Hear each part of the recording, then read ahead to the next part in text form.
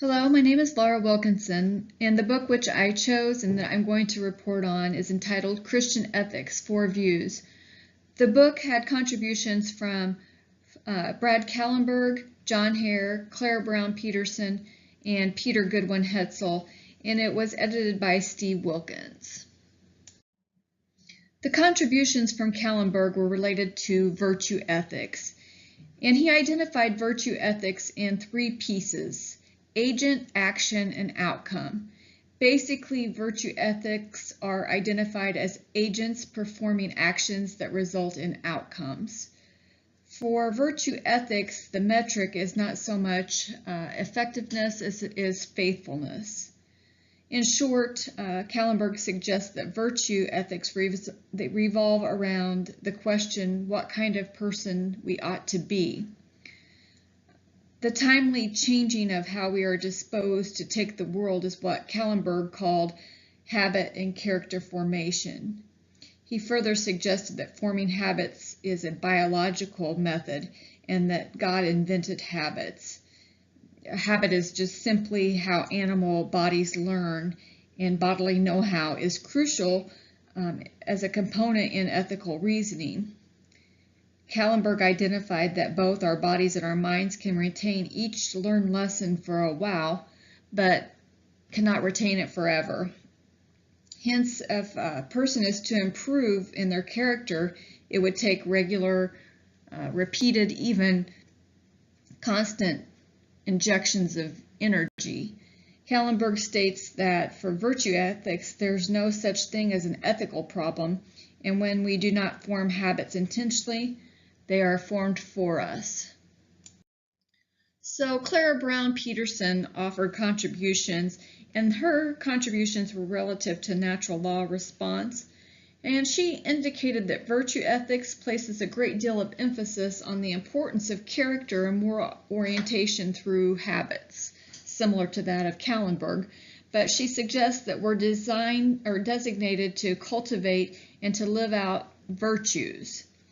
Virtue ethics require a context, and that context would be provided best by natural law. As virtue is necessary for human excellence, widespread human approval may be generally helpful in indicating the things that are morally good.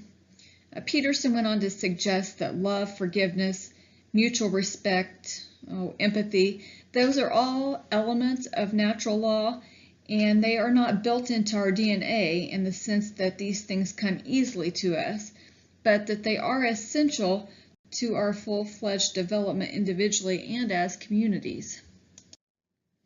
So the next contribution came from John Hare, and those were related to divine command theory.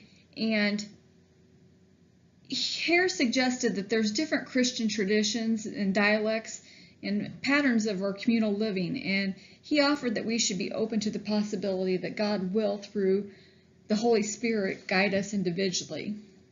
Hare was reflective in that our nature does indeed give us reasons, but some of them are good and some of them are bad. So therefore we need some way to discern which reasons given us by our nature that we should follow.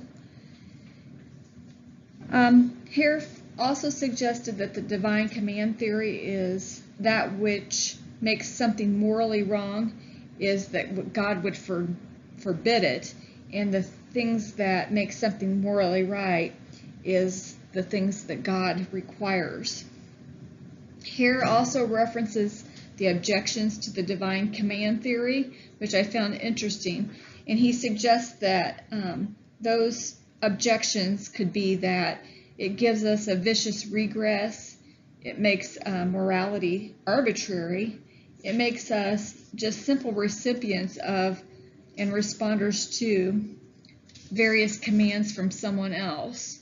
Oh, and finally, he indicated that an objection could be that the world is pluralistic with so many people who do not believe in the God that we believe in, or even in any God at all. So the contributions from Peter Goodwin Hetzel were relative to prophetic ethics. He states that moral norms of prophetic ethics are love and justice. He indicated that there's a deep wound within Christianity because theology and ethics have been divorced from one another. And then he goes on to claim that race matters in Christian ethics because race constrains the mobility of bodies through classifications of color, which conceals the relationship and its centers of instructional power and further distracts us from its covert operation. And considering the fact that every institution in the United States was founded on legitimate and perpetuate white male power and privilege, it's the duty of faithful Christians to seek and understand how social structures benefit whites over people of color. Learn where those structures came from and understand how they are currently being administered. Hetzel states that starting with the wronged, that prophetic ethics seeks to right those wrongs through a faith-rooted organizing guide of moral norms based on love and justice. He provides that the practices of prophetic ethics are organizing, solidarity, and prayer.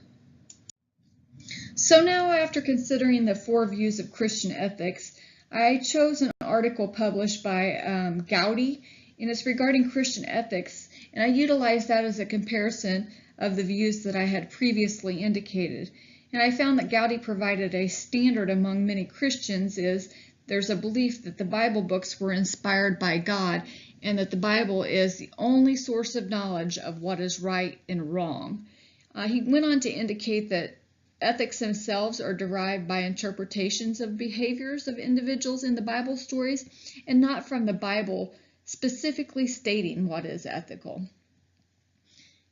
Gowdy suggests that there's no mention of ethics or morals in the Bible, and he goes on to indicate that if a person's components include those of invented beliefs and false accusations, then that person really has no potential to achieve any high levels of intelligence, personality, or spirituality.